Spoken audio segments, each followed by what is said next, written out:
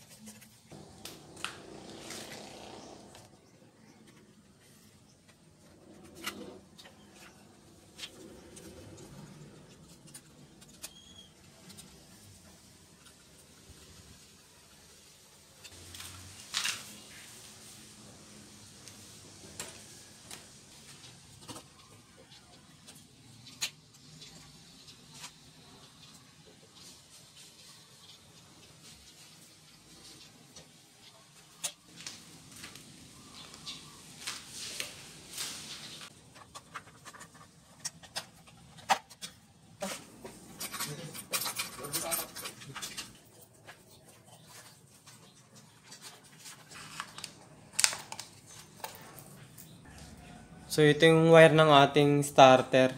So may dalawang switch kasi doon, pero ito yung wire ng starter, tapos ito yung isa para dun sa parang kill switch niya. So ito lang dalawang gagamitin natin, tong orange tsaka black. So kakabit natin dito sa pinagtanggalan natin ng kanyang starter. So dito meron siyang yung starter na kulay ng wire niya ay black tsaka yellow. So dito natin pagsasamahin tong dalawang to. So tara guys, kabit natin.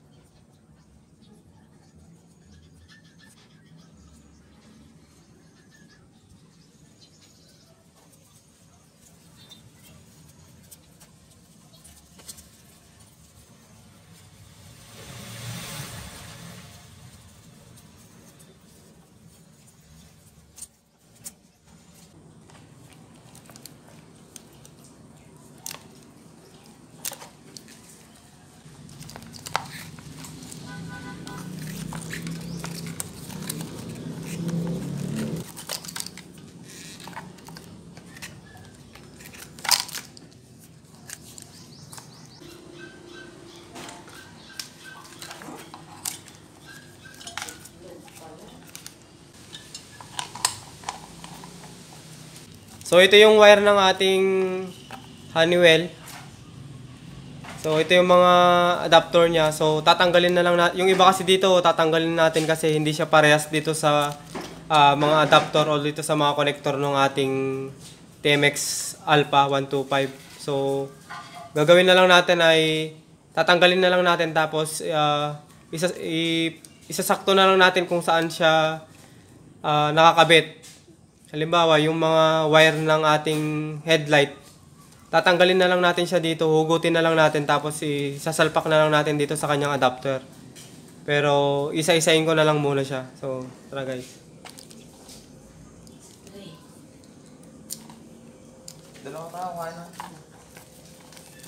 So, parang ito yung kanyang power supply ng headlight. So, dito siya sa may blue na may white. So, syempre sa inyo, iba-iba yung mga adapter na makukuha nyo kung sakali. So, yun. Diskarte na lang talaga nung gagawa kung paano niya didiskartehan na maitutugma yung adapter nung stock na harness nung motor niya ng ating Alpha TMX 125. So, yun.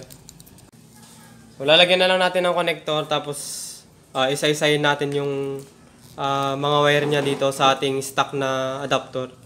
So ito, lagay muna natin yung power supply ng ating headlight. So maglalagay tayo ng wire. So dito sa blue na may white. So lagay natin. Kabit natin. Isa-isayin natin siya.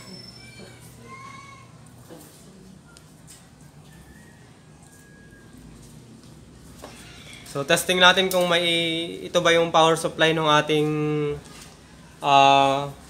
headlight. So nandito yung ating mahiwagang tester. Nakakabit na siya dun sa ating negative. So nagtap na lang ako ng negative dito. So switch natin. So yan, makikita nyo meron siyang. So kapag sinuse, saka pa lang siya magkakaroon ng kuryente.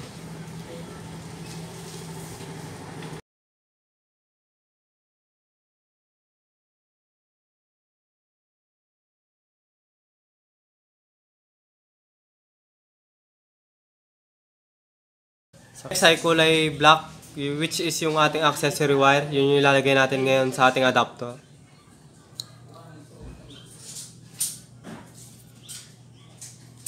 Check lang natin dito kung saan nakapwesto yung kulay itim. So, yun siya. Sa bandang ibaba.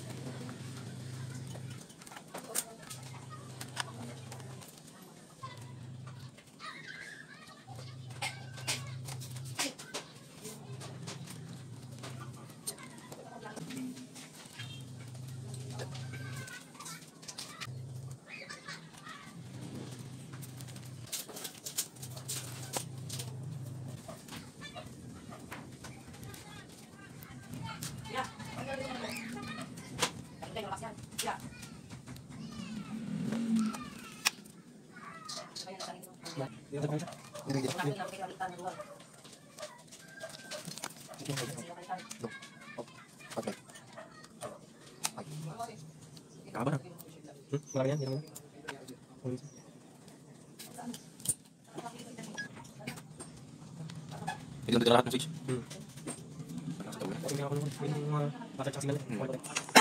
Isa lang motor. Isa lang. Hindi driving light.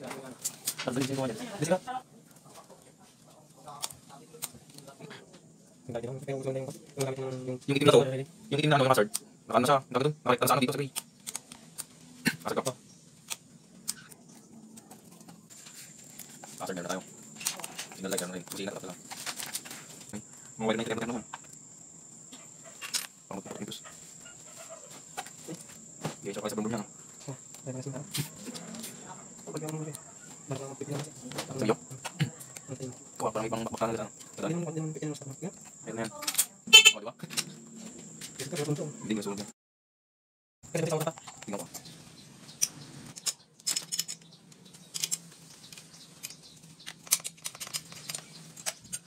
So yan, papalitan natin yung kanyang MDL. So papalitan natin ng bagong ilaw kasi hindi na gumagana yung isang ilaw niya. Ito yung ipapalit natin, guys. So ito yung nagustuhan niya na ikabit. So kabit natin yung bracket ng kanyang ilaw.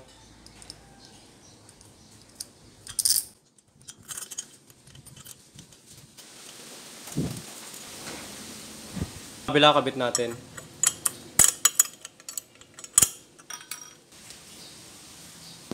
So pag ganito yung kanyang bracket, dito natin siya nilagay dito sa side kasi nga hindi siya pwedeng ilagay dito sa bandang taas kasi tatama yung kanyang MDL dito sa kahon ng sa box ng ating headlight. So dito namin siya nilagay para sakto lang. Yan.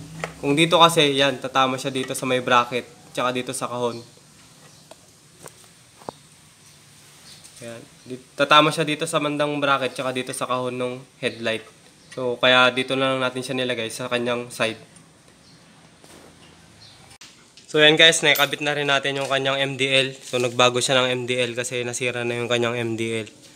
So yan. Pinalit lang natin yung, ganun pa rin yung wirings niya, pinalit lang natin yung kanyang wire nung bago niyang MDL. Tapos, yun nga, yung mga pinalitan natin. Quick throttle, tapos pinalitan na rin natin yung harness niya dito sa, yung mga switch niya dito sa kabila, dito sa right side, tapos dun sa yung honeywell niya. So yan.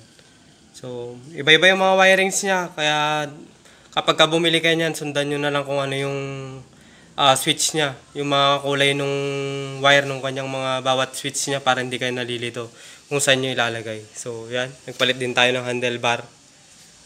So yan yung mga upgrade ngayon nung kanyang TMX 125 Alpha. So yan. Ganun lang kadali guys mag-upgrade ng kung ano yung gusto nyong ilagay dun sa inyong mga motor or sa inyong mga TMX 125.